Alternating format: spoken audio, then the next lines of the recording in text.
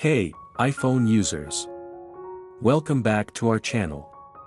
Today, we will dive into the world of photo restoration, briefly explain the importance of recovering deleted photos, accidentally deleted a precious memory. Do not be afraid.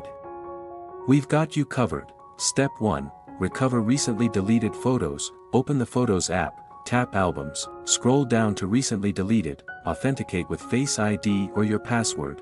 See the number of days left for each photo before permanently deleting.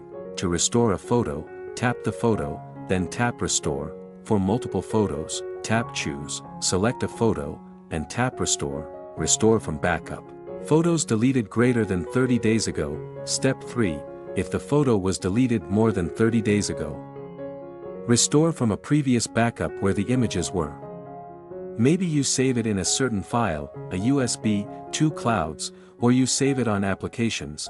Make sure the backup contains the desired photos. Remember, lost photos don't have to be lost. Hit the like and subscribe button to support us with great tech tips. Whether you know or don't know this function, we really want you to feel comfortable when watching videos. Thank you and see you again.